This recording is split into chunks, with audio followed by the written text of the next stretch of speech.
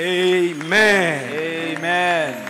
Pikia Bwana Yesu makofi mazuri. Amashi menshi ku mwami Yesu.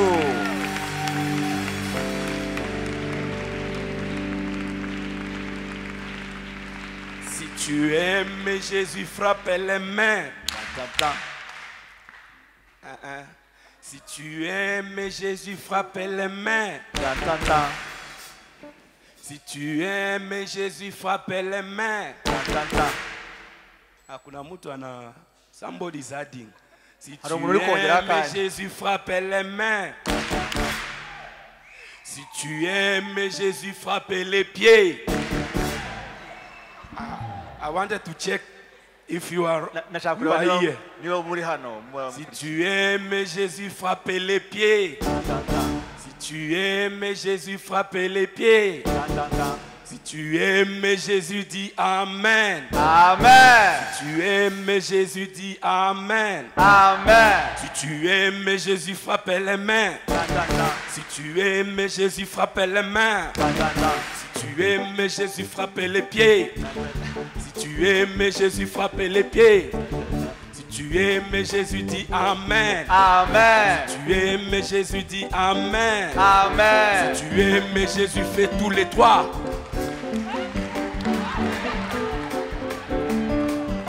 Alléluia. Amen. On revient pour la dernière fois. Dusubiremo injuro ya nyuma. Si tu es assis, tu ne vas pas bien le faire. Niba wicaye ntabwo uri bishobore kubikora. En même temps, nous demandons à ceux qui sont au loin d'avancer. Agataho turanasaba n'abari inyuma cyane mwigira imbere mutwegere. We can bond together in the presence of God. Tube hamwe rwose mu If you are on the back, please just come forward. inyuma cyane ngwino imbere igira imbere Si rwose. tu aimes Jésus, frappe les mains. Si tu aimes Jésus, frappe les pieds. Si tu aimes Jésus, dis Amen. Si tu aimes Jésus, fais tous les trois. Amen. Hallelujah. God bless you. Imana ibahe umugisha. Tell your neighbor, Gira uri hafi yawe. welcome in the presence of God. Karibu cyane mu kubaho kw'Imana.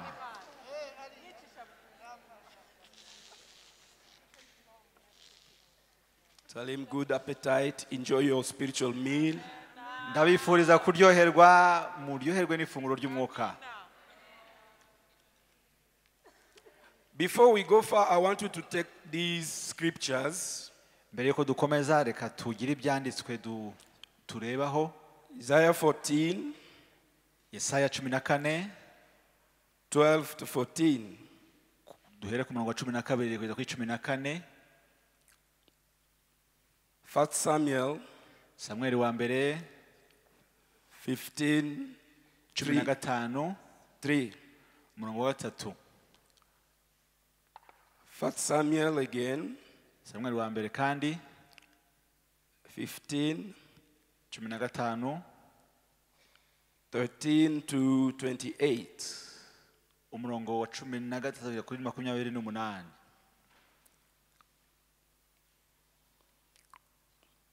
First Samuel chapter 17, Samuel wa mbere 17 32 to 33. 32 kugeza 33. 1 Samuel 18, Samuel wa mbere 18 7 to 8. umurongo wa 7 n'uwa 8.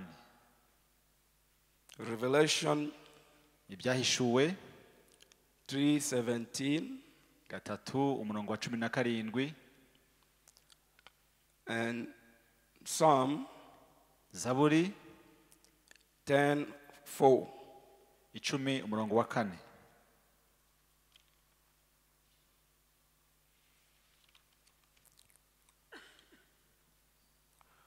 So yesterday we have been talking about what humility is not.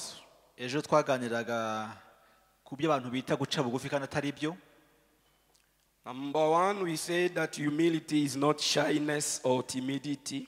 Icyambere twabonye ko guca bugufi bidahuye no kugira isoni no gutinya tinya. Number two, it is not being a doormat. icya kabiri twabonye ko atari ukwemera kuba insina ngufi. Number 3, we said humility is not complex of inferiority. Twavuze icya gatatu ko guca bugufi ntaho bihuriye no kwisuzugura. 4, it is not the fact of degrading yourself. Icya kane twavuze ko guca bugufi ntaho bihuriye no kwishyira hasi bwawe. When you know that you have a talent or a gift, iyo uzi ko ufite impano cyangwa italento, and you avoid people to know that you have it. ugashaka kuyihisha ngo abantu batabimenya. Number 5, we said humility is not having a lower opinion of yourself. Ko guca bugufi ntaho bihuriye no kwisuzugura ubwawe. Or it is not having a low self-esteem. cyangwa kutigirira icyizere. It is not the underestimation of yourself. Ni wowe wisubiza hasi. Today, uyu munsi we go to point 4. You remember the outlines we gave on Sunday and Monday. muribuka imirongo migari navuze ku cyumweru tuzabona muri iki cyumweru cyose. If we are together, point 4 was what? Niba turi kumwe, ingingo ya kane yari iyihe? We are starting with what? Tugiye kureba ibijyanye n'iki? Mumbwire. Look at your outlines. Murebe ku ngingo nkuru mwanditse. Uyu munsi twagomba kuba tugeze ku ngingo ya kangahe? Iyihe? Okay. What is pride? Uyu munsi turatanga ubusobanuro bw'icyo ari cyo ubwibone. Tell your neighbor, pride is something evil. Bwira mugenzi wawe uti ubwibone ni bubi. Tell your neighbor, pride is something wicked. Bwira mugenzi wawe uti ubwibone ni ikintu kibi cyane. You remember last time we saw that pride is the product of sinful nature. Ubushize twavuze ko ubwibone buturuka cyangwa se n'umusaruro wa kamere y'icyaha iba mu muntu. It is the product of sinful nature that every human being inherited from our ancestors Adam and Eve. Twavuga ko ari nk'umurage buri muntu waremwe yakomoye kuri basokuruza Adamu na Eva. Because of the manipulation of Satan, kubera ko bashutswe n'umwanzi Satani, he wanted to push them to become self-trusting, ashaka kubasunika ngo bahinduka abiyizera, abigenga ubwabo, self-pleasing and self-glorifying, abishimisha bakihesha icyubahiro ubwabo. And this thing called pride icyo kintu rero twita ubwibone pushed God to tell his powerful army to fight against the devil and remove him from his presence. cyatumye Imana ifata umwanzuro wo kubwira ingabo zayo ngo zirwanye Satani n'abamukurikiye bose babakure mu ijoro bajugunye hasi. Now, what is it? Ni igiki rero? Number 1, icyambere, pride is trying to overestimate yourself. Ubwibone ni ukwibwira ko urenze ukuri. By putting yourself up in the position where God did not put you. Ni ukwishyira hejuru birenze aho Imana yagushize. So a proud person rero umuntu wibona is overestimating himself. Ni umuntu wishyira hejuru birenze He puts himself up in the position where God did not put him. Umuntu wizamura karenga aho Imana yamushyize. So when you read the book of Isaiah, iyo usomye igitabo cya Yesaya 14:12 to 14, 14 duhereye ku murongo wa 12 kugeza 14, the Bible says, Bibiliya iravuga ngo, you shining morning star, wowe nyenyeri irabagirana, how you have fallen from heavens, ni gute wakuwe mu ijuru, you destroyer of nations, wowe wasenya amahanga, you have been cut down waratemwe to the ground. ukigwa hasi. You said in your heart, wibwiye mu mutima wawe, I will ascend to the heavens. ngo nzazamura intebe yanjye hejuru, I will set up my throne above the stars of God. munyishyire hejuru y'inyenyeri z'Imana. I will sit on the mountain of God's assembly. Maze nicare ku musozi w'Uwiteka Imana aho abantu In the bateraniye. remotest parts. Kugeza hejuru ku gasongero. I will ascend above the highest clouds. Nzazamurwa hejuru y'igicu kiri hejuru y'ibindi. I will make myself like the Most High. Maze nihindure nk'Imana nzima. Isaiah is giving a prophecy Yesaya arimo gutanga ubuhanuzi of things that are to come. y'ibintu bizaza.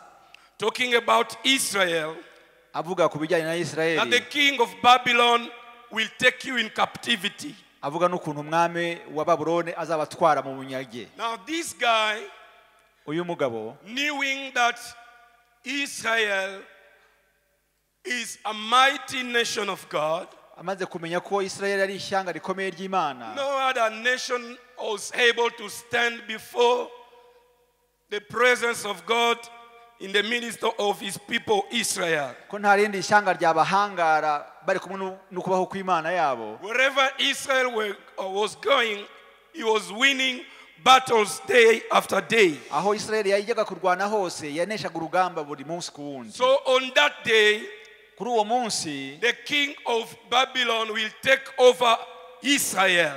ababwira ati umunsi umwami wa Babuloni azatwara Isirayeli Now, nk'umunyage. because of ruling over Israel, Kubera gutegeka Isirayeli he is thinking now he can rule over the God of Israel. yibwiye ko yanategeka Imana y'Isirayeli. Because I have these mighty people and I am taking over them, Aribwira ati kubera ko abantu bari bakomeye mbashije kubanesha no kubategeka, so I will ascend to heavens. nzizamura no ku ijuru. I will set my throne above the stars. N'intebe yanjye nyizamure hejuru y'inyenyeri. So when he's talking about the stars, Iyo avuga ku bijyanye n'inyenyeri, I don't know if he was informed. sinzi niba yari afite amakuru. Because God told Abraham, Kuko Imana yabwiye Aburahamu iti, I will make your descendants to become like the stars of heavens. urubyaro rwawe ruzamera nk'inyenyeri zo ku So ijuru. he's saying, I will be ruling over the stars of God, Nibwo rero yavuga ati nzategeka inyenyeri zo ku over the ijuru. children of God, the sons and daughters of God. Nzategeka abahungu n'abakobwa b'Uwiteka. I will sit on the mountain of God's assembly. Maze nicare ku ntebe ku musozi aho abantu b'Imana bateraniye. If you read your Bible, Niba musoma Bibiliya yanyu, they are on that part they are talking of God in small letter. bavuga Imana bakoresheje inyuguti ntoya. God's assembly means in the assembly of gods. Bavuga ngo ni mu materaniro y'Imana ntoya. Because Kubera ko we have been created into the image of God. twaremwe mu ishusho y'Imana. The Bible says, I called you gods. Bibiliya ivuga ngo turi utumana dutoya. So, because we are created in the image of God, Kuko twaremwe mu ishusho y'Imana, we are small gods. turi utumana duto. A son of a king is a prince. Umwana w'umwami ni igikomangoma. If your father is a lion, you are a lion. Niba umubyeyi ukubyara ari intare, nawe uri intare. And what this guy is saying, Ibyo uyu muntu ari kuvuga ni ibiki? because he was called his children small gods, Kubera ko yise abana utumana dutoya, so I will rule over all these gods ni nko kuvuga ngo nzategeka utu tumana who dutoya are twose. serving the Most High God. Turimo gukorera Imana irenze But izindi mana. this guy, this king of Babylon, is going too far Uyu mwami wa Babuloni arimo kugenda yera and kure. said, I will ascend above the highest clouds, Aravuga ngo nzajya hejuru y'ibicu biri hejuru y'ibindi. and I will make myself like the Most High. Maze nihindure nk'Imana So iruta izindi he mana. knew that Israel is worshiping the Most High. Yamenye ko Isirayeli iramya Imana irenze izindi mana. But because now I am ruling over them, Kubera ko so ndimo I am gutegeka, becoming like the Most High to them. kubera ko ndimo gutegeka utwo tumana dutoya, Because I nk'ay'Imana have nkuru. power to tell them to bow down, they will bow. Now I am becoming the Most High to them. Now God is speaking to Isaiah, telling him, you will tell Israel to sing this song. You will sing this song about the king of Babylon.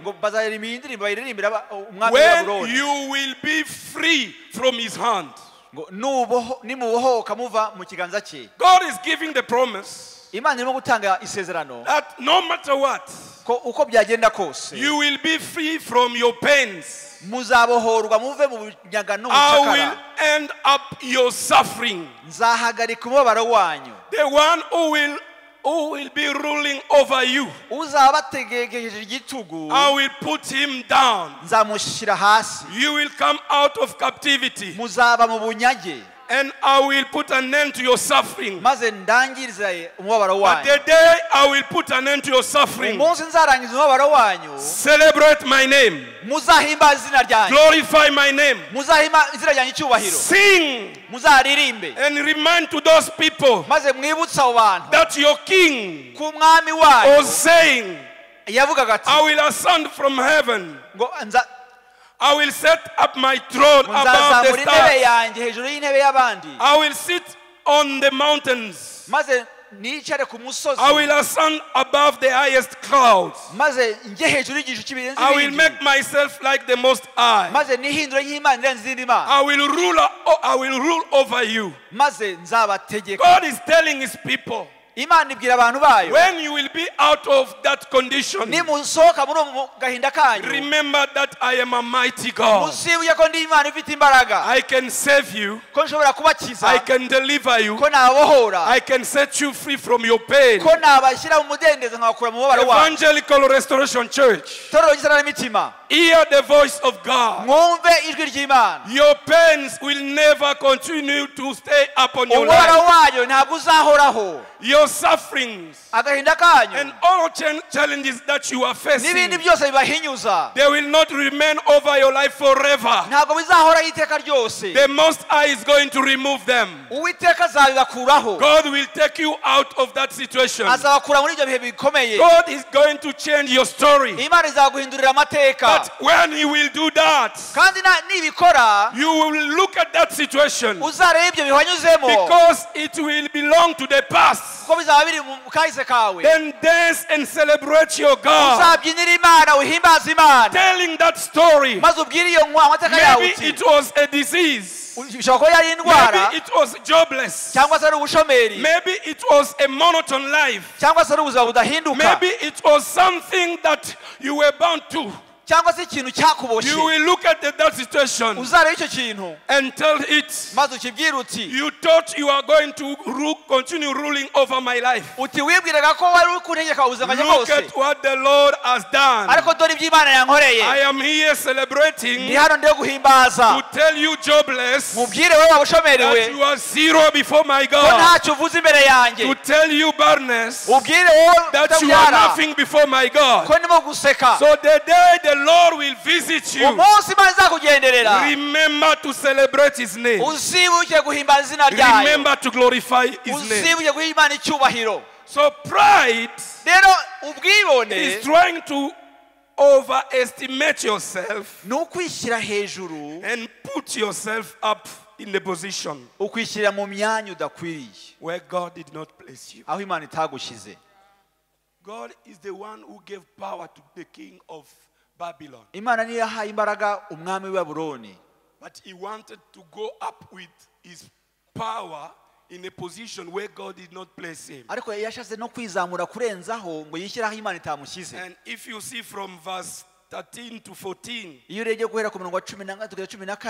how many eyes do you see?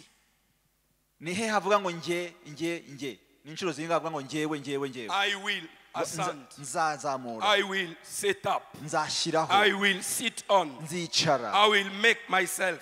I will. I told you, pride is about I, and I. I must have it. I must achieve it. ngomba kubigeraho. I must get it at any cost. ngomba kubibona ku giciro cyo cyose. So pride is about it is about selfish ambition. Ubwibone ni ukugira imigambi ishingiye ku nyungu zawe gusa. So every time rero buri gihe God has put you at a level, Imana yagushize ku rugero runaka, you are not satisfied. ukumva ntunyuzwe. Now you want to use your own means none ugakoresha ubundi buryo bwose to go higher than what God, the level in which God has placed you. kugira ngo uzamure urwego wari uriho wishyiraho Imana itagushyize. You are becoming proud. ubwo nibwo bwibone. You are telling God, urimo kubwira Imana uti I don't deserve this position. ntabwo nkwiriye hano hantu I wanshyize. deserve to go high. nkwiye kwizamuraho gato nkajya hejuru. That's why people who are living in this condition, niyo mpamvu abantu baba muri ibyo bihe, when they are not satisfied with the position in which iyo God has put them, batanyuzwe n'urwego Imana yabashyizemo, they will try to do anything bashaka gukora uko bashatse kose to go up. kugira ngo bizamure. You can even baptize with the devil just to get that position. ashobora no kugirana igihango na Satani kugira ngo gusa azamuke. He can kill someone just to get that position. ashobora no kwica umuntu kugira ngo agere mu mwanya we. Church, I want you to understand. Torero ndashaka ngo musobanukirwe ibi ngibi. Even if you are working somewhere niba ari naho ukorera and you desire to get promotion, ukaba wifuza kuzamurwa mu ntera, God does not need to kill someone for you to take his place. Imana ntabwo ikeneye kwica umuntu ngo wowe ufate umwanya we. When it is the will of God for you to be promoted, niba ngomba ko Imana ikuzamura ngo mu ntera, nobody will stop God to promote you. nta n'umwe wayibuza kuzamura mu ntera. Nothing will stop God to promote you. nta n'ikintu cyayibuza kuzamura mu ntera. And that person who is on top of you, uwo muntu uri hejuru yawe, God can send him somewhere else. Imana ishobora kumwohereza ahantu Or runaka, God can even take you above him cyangwa se Imana ikagushyira hejuru ye, because he is God. kuko ni Imana. But you don't need wowe rero ntabwo to ukeneye complot kujya or to imigambi enter into some kind of complicity yo kumuhemukira no just to kumugambanira get into power or in position. kugira ngo umukure mu mwanya arimo wowe ujyemo. Be happy with the position that God has given you today. nyurwa naho Imana yagushyize. Worship God and celebrate him for that position. himbaza Imana uyibyinire kubera ahantu yagushyize. Yes, we know yego turabizi, as children of God, nk'abana b'Imana we are called to go from glory to glory. twahamagariwe kuva mu cyubahiro tujya mu kindi. But while that glory is coming, ariko mbere y'uko iki cyubahiro kibigeraho, I celebrate God for the position in which He has nzahimbaza placed me Imana yo today. aho ingejeje aho ngaho. Number 2, icya kabiri, pride ubwibone is contesting what God says. ni ukutemera icyo Imana ivuga. Pride is contesting what God says. ni ukwanga icyo Imana yavuze. If you read the Bible iyo usomye Bibiliya, in 1 Samuel 15, Samweli wa mbere 15, you will see that King Saul was rejected by God uzabona umwami Sawuli yaranzwe n'Imana because of contesting the word of God, kubera ko yanze kumvira ijambo ry'Imana, the instructions he received from the prophet Samuel. amabwiriza yahawe n'umuhanuzi Samweli yarayanze kuyumvira. Chapter 10 from 14 from verse 3. 15:13, That is Samuel speaking to him, aha ni Samweli umubwira, giving him instructions from the Most High. amubwira amabwiriza yakuye ku Uwiteka. Now go aravuga ngo genda and attack the Amalekites urwanye Abamaleki and completely destroy everything they have. ubarimburane rwose n'ibyo bafite Do byose. not spare them.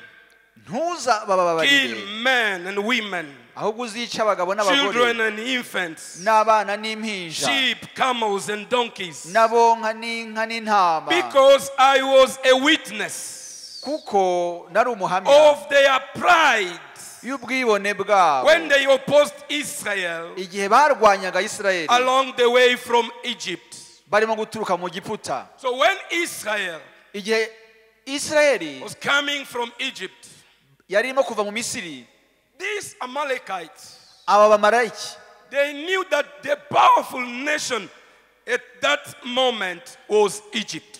bari bazi ko ishyanga rikomeye icyo gihe mwisi yose yari Israel yari Egiputa, keeping Israel in captivity.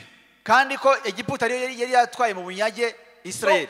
Humanly speaking, rero mu bijyanye n'abantu, it was not possible for Israel to get out of there, ntibyari gushoboka ko Israel yikura mu Giputa, because Pharaoh and his system, they were powerful. kubera ko Farawo n'imikorere ye byari bikomeye cyane. It needed divine intervention for them to be set free. byabaye ngombwa ko Imana ihaseruka ngo ibabohore. And by the mighty hand of God, rero kubwo ikiganza gikomeye they cy'Imana went out of Egypt. babashije gusohoka mu Giputa, And God started doing signs and wonders. maze Imana itangira gukora ibimenyetso n'ibitangaza hagati They yabo. crossed the Red Sea bambuka inyanja itukura by miracle. kubwo igitangaza cy'Imana. Other nations, andi mahanga they heard about what God is doing with Israel. baza kumva iby'Imana yakoreye Isirayeli. And some of these nations, amwe muri ayo mahanga, when Israel was coming ubwo Isirayeli yabaga on ibasatira their way to the promised land, bagana mu gihugu cy'amasezerano some cy'Imana of these yabahaye, nations, amwe muri ayo mahanga they were keeping peace with Israel.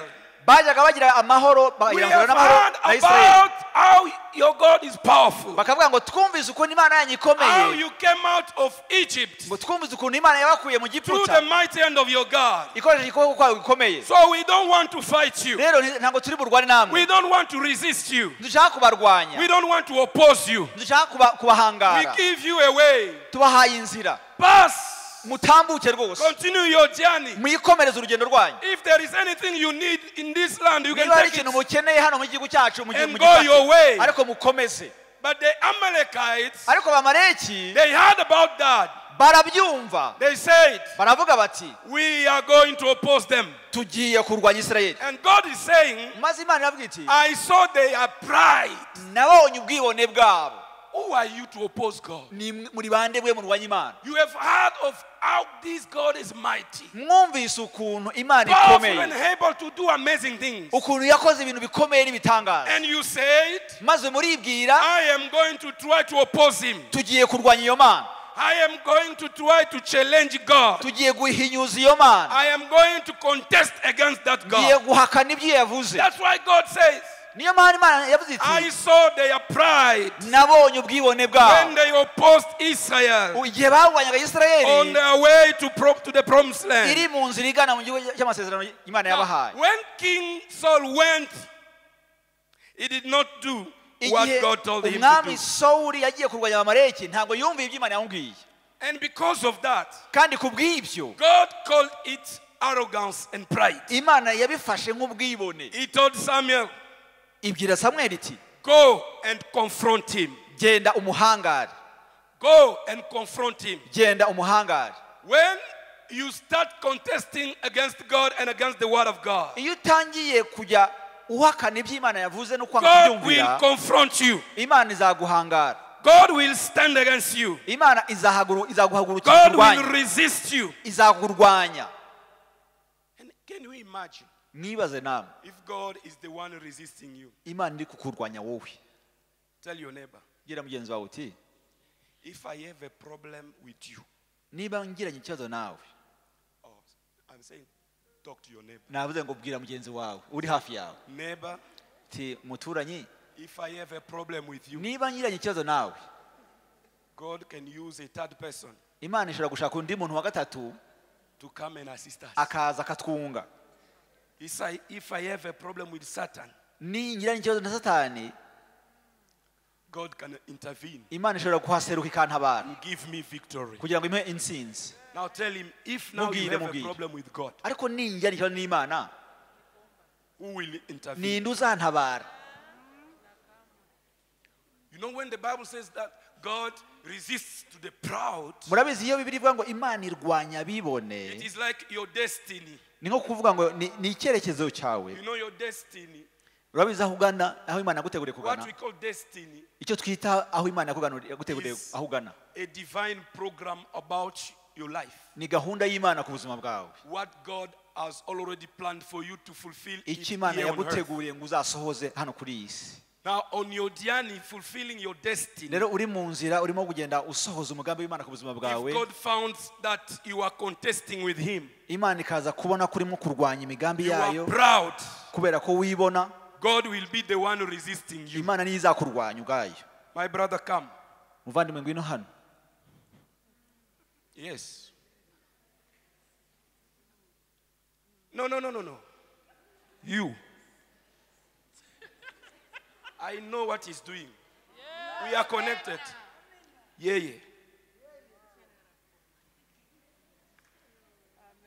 We are still connected in the spiritual things. Yeah. So, your destiny icyerekezo cyawe dufate ko is to reach where that camera is. Ari ukugera kuri iriya kamera. That is what you are dreaming to achieve. Nicyo urota kuzageraho. Now since you started, everything is okay. Rero kuva watangira byose biragenda neza nta kibazo. Slowly. Urimo kugenda buhoro buhoro. Now because of your achievement, kubera kugenda ugera ku bintu, you feel like you are becoming great. Wibwira ko utangiye kuba umuntu ukomeye. You are becoming a very important person. Utangiye kuba umuntu ukomeye cyane. Continue. Komeza. And at one point, ukagera ahantu, the eyes start rising in you. Amaso agatangira kukubona. Continue. Kugutangarira. And at one point, ukagera ahantu, you feel now you can even start contesting God and the word of God. And because of that, kubera iyo mpamvu, not the devil, ntabwo ari Satani, not witch doctors, ntabwo ari abapfumu, not your family, ntabwo ari umuryango wawe, God himself, Imana ubwayo will stand on your way, izahagarara mu nzira yawe, resisting you. itangire kurwanye. Now come. Ngwino.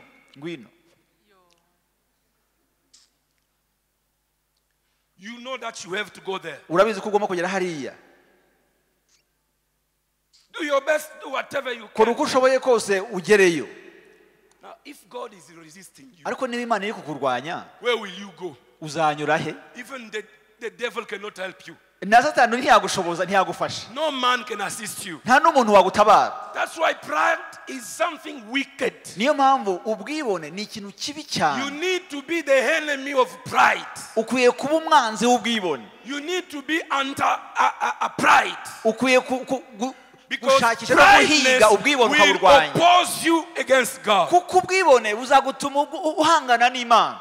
Thank you so much. Urakoze cyane muvandimwe. But if you humble yourself, ariko niwicisha bugufi, you don't contest, ntuhangane, you come back to God, ukagarukira Imana, you repent, ukihana in your journey, muri iyo nzira yawe, come again. Ngwino ugaruke kandi, ngwino. When God is seeing that thing has gone, Imana ibonye ko ubwibone bwakuvuyeho, no pride in you, ikabona ko ntabwo ugifite, you are coming, ukaza, you tell its angels, izabwira abamarayika bayo, escort him to his destiny, mumuherekeze, and you will reach your destiny. maze ugere aho Imana yaguteganyirije. You will experience maze all the promises of God in your life. amasezerano yose Imana yaguteguriye. Pikia Bwana Yesu makofi mazuri. Amashyi menshi ku Mwami Imana.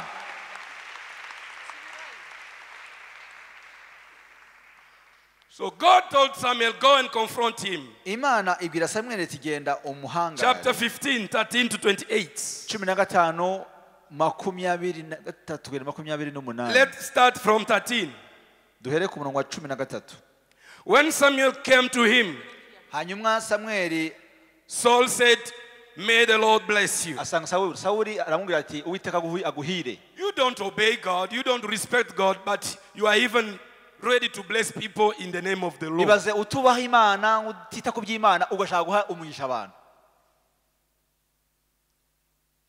I have done the Lord's instructions. Dore nashohoje itegeko ry'Uwiteka. And Samuel replied, Samuel aramusubiza ati, then what is this sound of sheep and donkeys I hear? ariko uko gutama kw'intama. Go to verse 17 and 19. Samuel said, Samuel aravuga ati, although you were once small, mbese nubwo wigayaga, you were of no value. nta gaciro wari ufite. Did you not become the leader of all the tribes of Israel? ntiwagizwe umutware w'imiryango ya Isirayeli yose? The Lord anointed you king over Israel. Uwiteka niyakwimishije And then niyakwimishije he amavuta sent you on a mission. ngo ube umutware wa Isirayeli Go akakohereza and completely destroy those wicked people. yakubwiye ngo genda urimbure rwose abo banyabyaha Until you have wiped them out. ubarwanye kugeza bose Why did you ubashizeho. not obey the Lord? none se niki cyaguteye kutumvira Uwiteka? Why did you not obey the Lord? kuki utumviye Uwiteka? You were small. wari muto, You were not known in Israel. nta nubwo wari uzwi muri Isirayeli. I took you from there.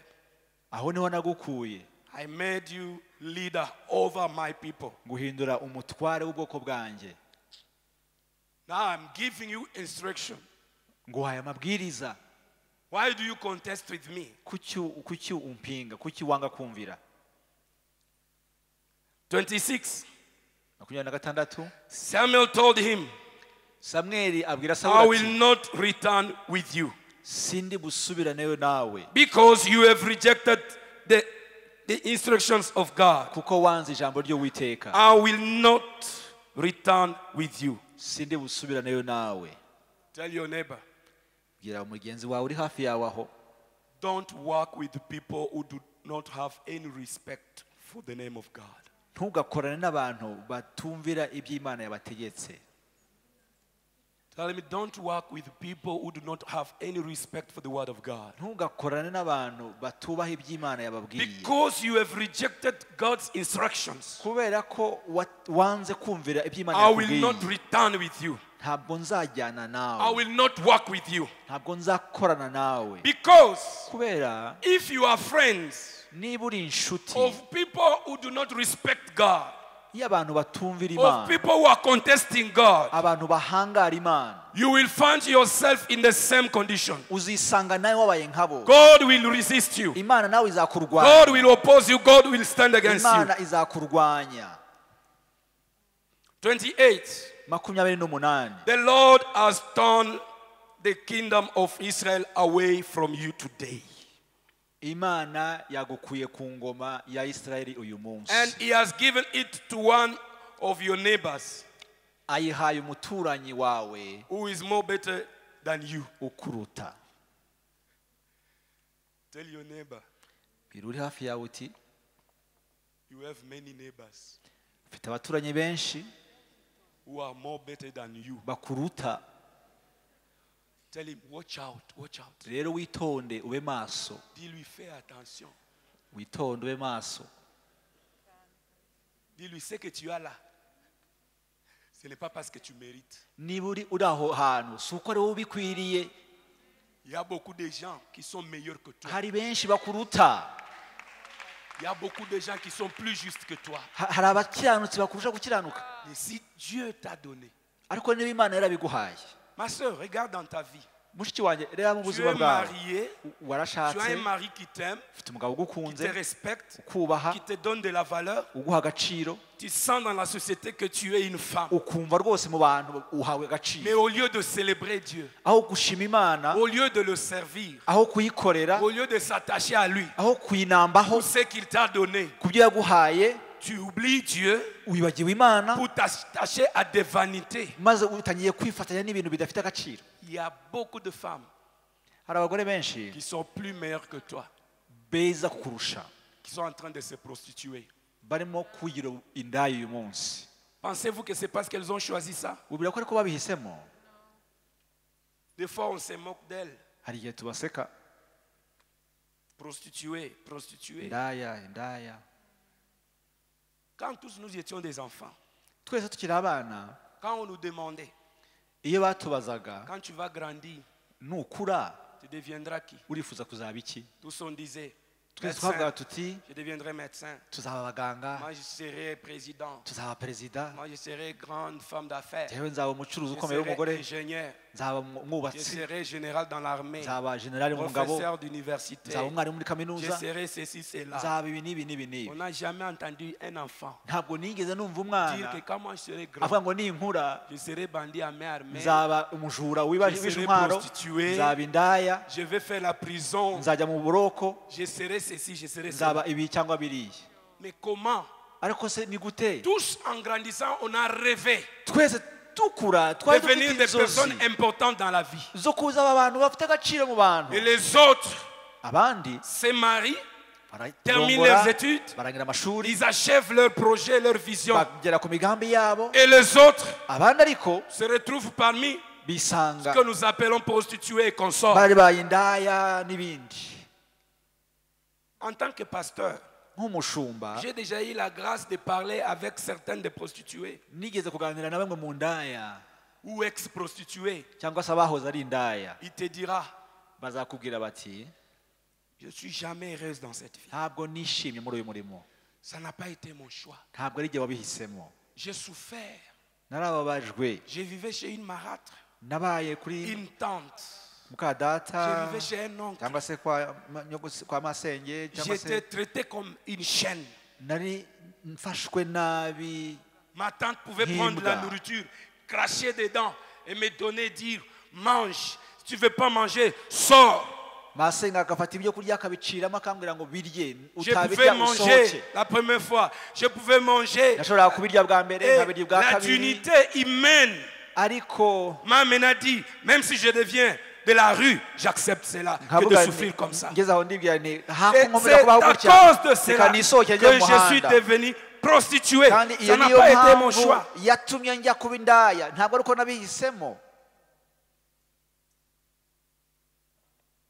Et si Dieu t'a fait grâce de grandir normalement, étudier normalement, terminer tes études, trouver du travail, te marier, avoir des enfants. Qui es-tu pour mériter ces choses-là et commencer à contester contre Dieu? Dieu dit à Saül, tu n'étais pas connu, tu n'étais pas important. C'est moi l'Éternel qui t'a rendu important aux yeux d'Israël. Mais je te donne des instructions. Qui es-tu pour m'opposer? Bien-aimé, les instructions de Dieu doivent rester yes and amen. Lorsqu'il faut choisir entre obéir Dieu et obéir les hommes, nous devons parler comme Pierre a parlé. Jugez-en vous-même.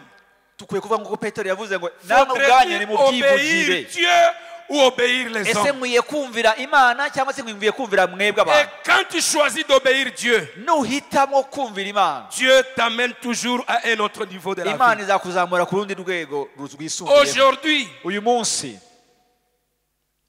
je donne ta royauté à l'un de tes voisins qui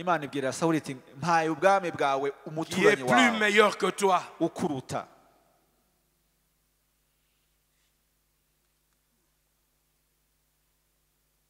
Pride is contesting with God. Yes, I know I can do this. You have told me to do this, but my way of seeing. Are you able to see far the way God sees? Do you know the future? Who are you to question God? Were you there when He was creating everything? Are you the one taking care of the entire world system? So who are you to contest God when He's telling you, go to the right? You say, no, I think right is not okay, let me go to the left.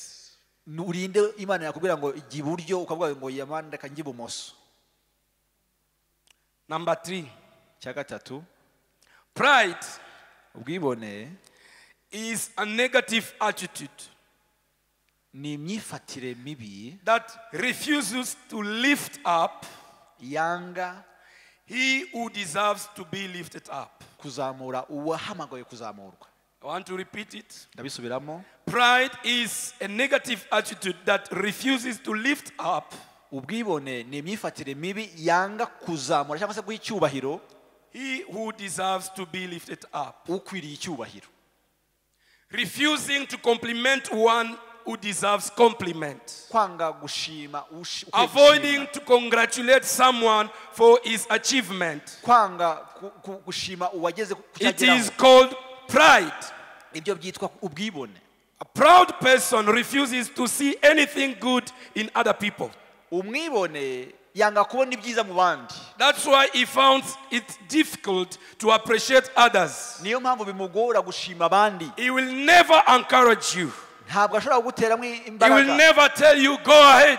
Ntashobora kugira ngo komeza. Press on, continue. Komeza ugire courage. He will never tell you you will make it. Ntabwo yakubwira ngo rega uzageraho. He will never tell you you will reach there. Ntiyakubwira ngo rega uzagerayo nta kibazo. Some of the proud people bamwe mu bantu bibona will tell you bazakubwira bati you can't do it. Ntabwo wabikora rega. When I look at you, iyo nkurebye I see nothing good coming from you. Wada nta cyiza cyakuvaho.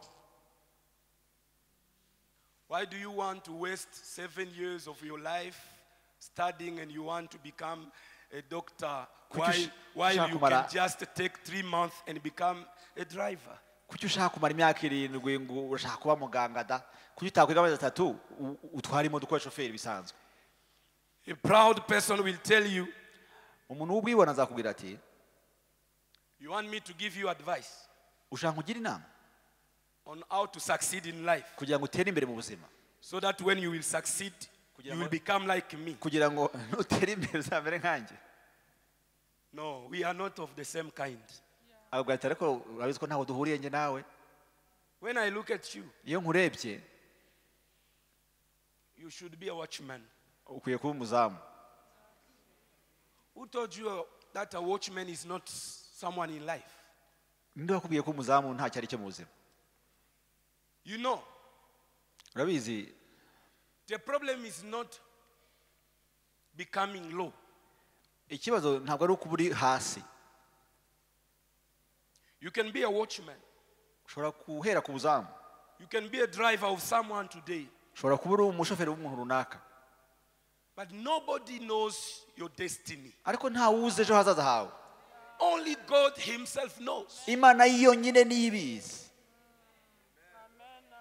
Maybe birashoboka the owner of the car you are driving today ko nyiri imodoka utwara uyu munsi can drive yours tomorrow. nawe yagutwara ejo.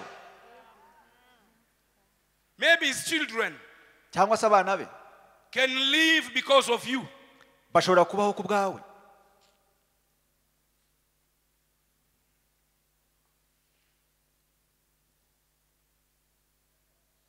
Yes, I am who I am today. Yego ndaho ndi uyu munsi cyangwa nduwundi we uyu munsi. But that is not the end of my story. Ariko ntabwo ariho birangiriye, ntabwo ariho amateka yarangiriye. You know, your story has been written by God. Murabizi amateka yawe yanditswe n'Imana. And mostly you and Christ Jesus. Wowe uri muri Kristo Yesu. Your story is written with the blood of Jesus. Amateka yawe yanditswe n'amaraso ya Yesu Kristo. There is no other material that can be used to wipe that story. Nta kintu na kimwe abantu bakoresha ngo bahanagura amateka yawe. What the Lord has planned for you, icyo Imana yaguteganyirije, it shall be fulfilled. kizasohora. It shall come to pass. Kizabaho.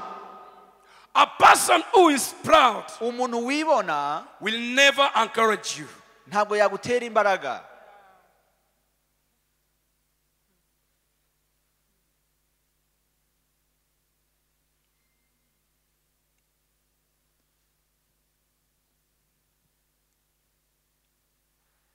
And that was the attitude of Saul.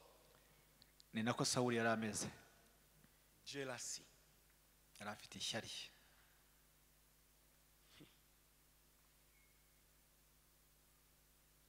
Have you ever seen kuna gari inaitwa sijui Pajero, Range Rover or whatever? Urabona ufite nk'imodoka zikomeye yitwa Range Because you were thinking that your neighbor cannot buy that car. Kubera ko wibwira ko umuturanyi wawe atayigura.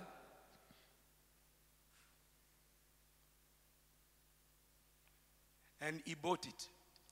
akagira gutya akayigura. And you're asking yourself, how?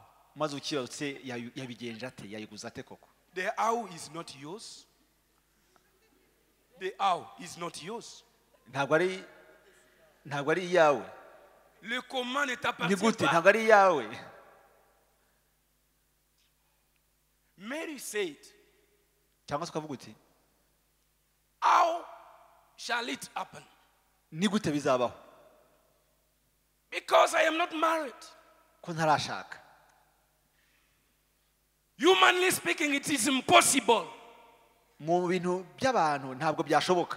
But the angel told him, Ariko marayika aramubwira ati the power of the mighty hand will cover you. imbaraga zishobora byose zagutwikira. And that shall be possible. Kandi bizashoboka. Because nothing is impossible to our Kubera God. ko nta kidashobokera Imana yacu. How did he buy this Range Rover? Ni gute yaguze iyi Range Rover? He bought it because heaven decided for him to buy. Yayiguze kubera ko ijuru ryamwemereye kuyigura. Let me help you to understand this. Reka ngufashe dusobanukirwe ibi ngibi. La Bible dit, Bibiliya avuga ngo tout don parfait, impano yose itunganye, toute grâce excellente ubuntu bwose émane butunganye d'en haut, buturuka mu du ijuru Père des Lumières. kuri se C'est w'imico qu'il yose, n'y a ni changement ni ombre de variation. utajya uhinduka, adafite n'igicucu cyo guhinduka. Il donne à qui il veut. Aha uwo ashatse. Quand ton tour viendra, il va te donner. Umwanya wawe nugera nawe azaguha. Quand ton temps va sonner, il va te donner. Igihe cyawe nigisohora nawe C'est azaguha. pourquoi la Bible dit, Niyo mpamvu Bibiliya ivuga ngo dans ton état là, uko umeze uko humble yourself under the icishe mighty hand bugufi of God. munsi So y'imbaraga that z'Uwiteka, at the due time, kugira ngo mu gihe at gikwiriye, the fixed time, kugiye mu gihe cyagenwe, you shall be promoted. Imana izakuzamura You ubwayo. shall be elevated. Imana izakuzamura ubwayo. It doesn't depend on what people are saying. Ntabwo bishingira ku bw'abantu ibyo abantu bavuze. And the best example Urugero rwiza nabaha of people who refuse to congratulate others, rw'abantu banga kubwira felicitation abandi, still of this same guy called Saul. tukiri kuri uyu muntu witwa Sawuli. 1 Samuel 17. Samweli wa mbere 17. If you start from 32 to 33. Uhereye kuri 32 33. When David told him, Dawidi abwira Sawuli, don't be discouraged. Don't be discouraged. ntihagire ukurwa umutima nawe. Let no one lose heart Ntihagire ukurwa umutima nawe. on account of this Philistine. Umugaragu wawe ngiye kurwana n'uyu Your Mufilisitiya. servant will go and fight him. Umugaragu wawe ngiye kurwana n'uriya Mufilisitiya. Saul told him, Sawuli aramubwira ati, number one, icyambere, you are not able to go against him. ntabwo washobora You kurwana don't n'uriya have the muntu. means, the ability to fight him. Ntabwo umenyereye kurwana n'intwaro Number nawe. two, Icya kabiri, you are just a boy. uri akana gato, gahungu gato. Number three, Icya gatatu, he has more experience than you. afite inararibonye ku rugamba kukurusha. You can see his attitude. Murebe imyitwarire. When David went Igihe Dawidi yagiye and he got the victory and killed Goliath. maze akanesha Now, anesha when people Goliyati, were congratulating David, abantu barimo gushima Dawidi, now instead of joining himself to them aho kwifatanya nabo and say, wow, avuge ngo yego rwose, glory to God. Imana ihabwe icyubahiro, Oh, you made it. wabishoboye, I thought you were just a young boy. narenze ko uri agahungu gatoya, Congratulations ariko wagize neza rwose for what God has done through your ibyo life. Imana yakoze mu buzima bwawe. If you go in 1 Samuel 18, Iyo ugiye muri Samweli wa 18 7 to 8, karindwi ku munani, the Bible says, Bibiliya avuga ngo as they were celebrating, muri iryo singiza the women sang. abagore barikiranya And bati, listen the song. mwumva ukuntu bavugaga, Saul has killed his thousands, Sawuli yishe ibihumbi, but David is 10,000. Dawidi yica inzovu. And the Bible says, Bibiliya avuga ngo Saul was furious, Sawuli ararakara, saying in his heart, ayibwira mu mutima we, they credit David with tens of bavuze thousands, ngo Dawidi ngo yishe but inzovu, me with only thousands. nyamara jyewe bambazeho igihumbi gusa. So what is remaining is to give him the kingship. None se igisigaye ni iki uretse kumuha And ubwami? since that day, Guhera uwo munsi he became jealous, ahinduka umunyeshyari, negative attitude imyumvire mibi, that refuses to lift up kwanga kuzamura abakwiye The one kuzamurwa who deserves to be lifted up. gushima abakwiye gushimwa.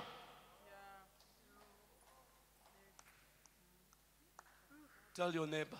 Gira uri hafi yawe uti Learn how to appreciate others. iga gushima abandi. Learn how to congratulate people. Ujye ubwira abandi uti rwose felicitation wagize neza. If you are celebrating in my marriage, kama your attitude, you are celebrating kama hiyo ndo ni yako. Niwishimira ubukwe bwanjye nk'uko ari ubwawe, It is not yours, ntabwo ari ubukwe bwawe, but you are rejoicing together ariko with urimo me kwishima hamwe nanjye as if it was yours. nk'aho ari ubwawe. When it will be your turn, Igihe cyawe nikigera, many will come and will celebrate with you. benshi bazaza bishimane nawe. You will see people doing their best to get just the card to come to your wedding. Uzabona abantu benshi barwanira kuza mu bukwe I bwawe. can miss any other event, but yours I will not miss. Ntabwo bazasiba ubundi bukwe, ariko bwawe Why? ntibazagusiba. Because you have been celebrating with others when they are celebrating. Kubera ko wishimanye n'abandi bishimiye igihe cyabo. You have been lifting up those who deserve to be lifted Kuko up. wahaye icyubahiro abakwiye icyubahiro. Even if you are a boss Nubwo uri somewhere, umuyobozi ahantu runaka, Bible says, Bibiliya avuga ngo tout ouvrier mérite son salaire.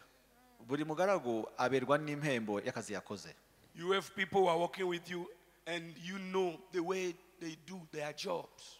Ukorana n'abantu kandi uzi ukuntu bakora akazi kabo. You feel in your heart that these people, they deserve promotion.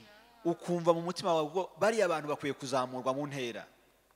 Let God use you to promote them. Reka Imana izagukoreshe ubazamure. Accept God to use you to promote them. Uzemera Imana igukoreshe Don't ubazamure say in mu your ntera. heart, if they will become come. One day they will also be the CEOs. Ntukibwire ngo nibazamura nanjye bazancaho bantegeke. Let God use you. Reka Imana igukoreshe.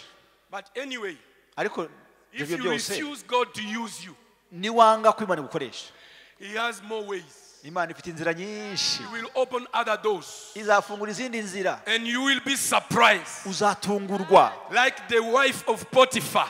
nka wa mugore wa She Potifari. thought Joseph will die in prison. Yari azi ko Yosefu azava And mu when he buroko. came out, when you read the Bible, Iyo usomye Bibiliya, Potiphar Potifari was the general of the army. yari umukuru w'ingabo za Farawo. So there was no way for Joseph to get out of that. Rero nta kuntu Yosefu yari kuva muri ubwo buroko. But the day he went out of that place, Ariko igihe yasohoka mu buroko, Potiphar did not know what happened. Potifari ntiyamenye ibyabaye.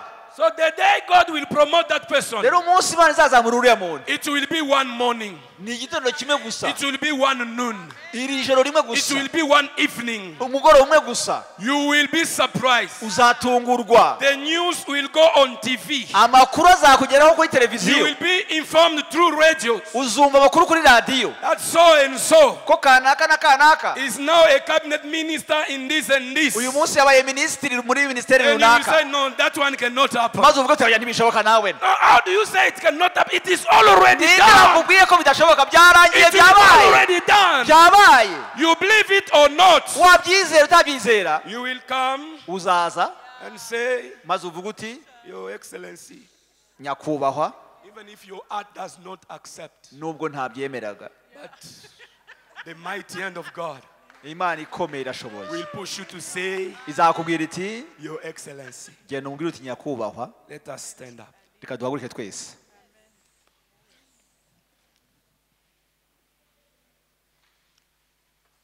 Worship team, please. Worship team nidufashe izamuke.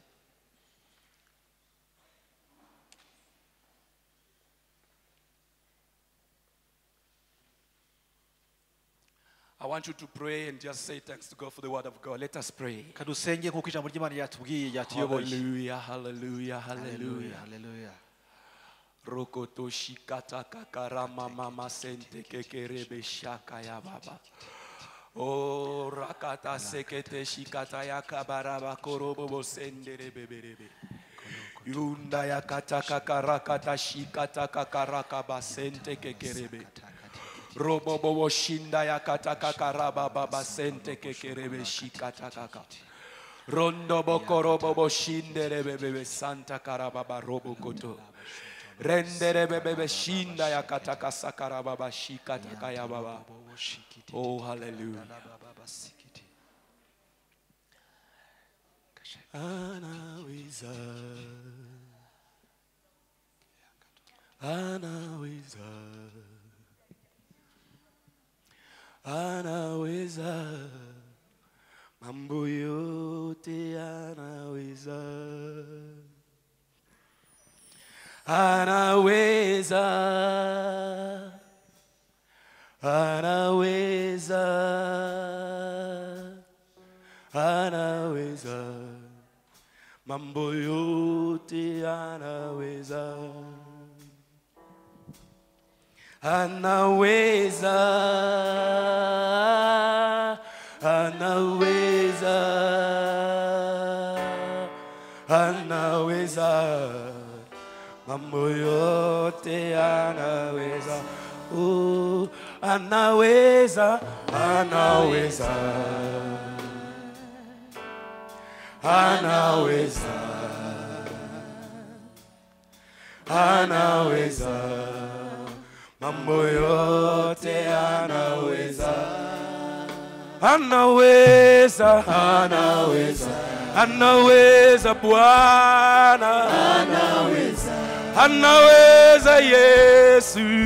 Anaweza.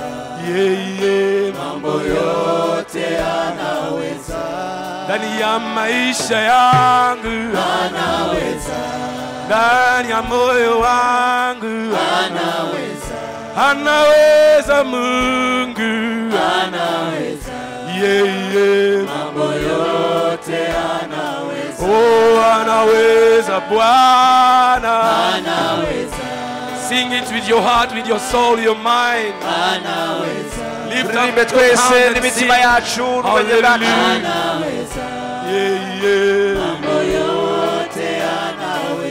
Oh, he can change any situation in your life. Hallelujah. Oh, anaweza. Anaweza Yesu. Anaweza. Yeah, yeah.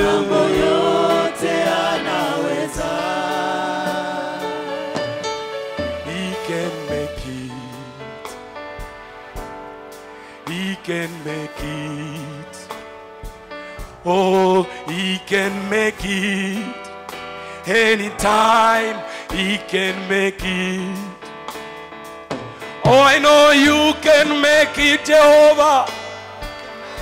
Oh, you can make it, Jesus. You can make it. Oh, you can make it. Anytime you can make it. Oh, he can make it, Jehovah. He can make it.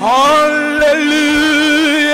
He can make it. In my destiny, God can change my story. He can make it. Hallelujah. Anytime he can make it. Oh, he can make it. Oh, my God can rise. He can make it. I know my Redeemer lives. He can make it. Anytime. Anytime he can make it. I believe he can make a way. He can make it. Jehovah is alive. He can make it. Nothing can stop you to fulfill your will. He can make it. Hallelujah. Anytime he can make it. I want you to pray. Jakusenga. Tell God, ubwire Imana uti, remove the seed of pride in me. unkuremo imbuto y'ubwibone muri nge. Remove the seed of pride in me. Unkuremo imbuto y'ubwibone muri ngewe. Deliver me from prideness. Umbohore ku bwibone. Deliver me from anything that is trying to push me to put myself up where you did not place unkuremo buri me. kintu cyose gishaka kusunika kwishyira hejuru. Tell God, help me Gira Imana uti mfasha to be ready to rejoice kwitegura kwishimira with those who are achieving, abarimo kugira icyo bageraho, to encourage and sustain, gutera imbaraga no kwankuraja, to congratulate gushima people for their achievements. abagize icyo bageraho. Help me, Lord. Umfashe mwami. I don't want to contest you. Ntabwo nshaka kukurwanya. I don't want to contest you. Ntabwo nshaka kuguhangara. And I know ndabizi at the due time, mu gihe gikwiriye, at the due time, mu gihe gikwiriye, unaweza, urashoboye, unaweza, urashoboye, unaweza, urashoboye, unaweza, urashoboye. Anytime, anawe, anawe, anawe, anawe, Anaweza, anaweza Baba, anaweza, anaweza Shilo, anaweza, anytime, anaweza, oh, anaweza, anaweza, anaweza Baba, anaweza, anaweza, yeah, yeah. yote anaweza. Oh, you can change my state and my family. You can make it, Oh, yeah. you can make it, You can make it, Jesus. you can make it. Anytime. Anytime you can make it, Oh, you can fix it. you can make it, You can change my situation, Jesus. you can make it, Oh, hallelujah. you can make it. Anytime you can Open your mouth and pray. Rokoto shaka. Fungura akanwa kawe utangire usenge. Randara baba bakorobo bo Senga, senga, senga, zamura ibyaha usenge. Senga, senga Imana ikugirire Jehovah, neza. deliver us from pride. Ikubohore mu bwibone. Jehovah, set us free from pride. Mwami tubohore mu bwibone mwami. Jehovah, deliver us from the Tubohore mu bwibone mwami eye. Yesu. Jehovah, Tubohore, tubohore. this wicked Dukure mu sin. mizi yose y'ubwibone. Deliver us, oh Jehovah. Tubohore mwami Yesu. I refuse pride. Ndanze ubwibone. I resist pride. Ndanze ndarwanyije I ubwibone. oppose pride. Ndahangara ubwibone ndabwanze. Oh, teach me Nyigisha to obey you. kukumvira mwami muri byose. I refuse Ndanze to contest you. kukurwanya. I refuse Ndanze to contest your word. kurwanya ijambo ryawe. Jehovah, Yehova give me a heart umutima that is ready witeguye to celebrate wishimana when you show up ibyo wakoze in the life of my sister, mu buzima bwa mushi wanjye in the life of my brother, cyangwa se bw'umuvandimwe wanjye. when you show up Iyo ubikoze in the life of my mu neighbor. buzima bw'umuturanyi wanjye. Help me, Lord, Umfashe mwami to know how to appreciate it, kumenya kubishima, to know how to celebrate your name kumenya because of that. kwishima n'abagenzi banjye. Help me, Lord, Umfashe mwami to rejoice with those who are rejoicing. kwishima n'abishimye In the name of Jesus. mu izina rya Yesu.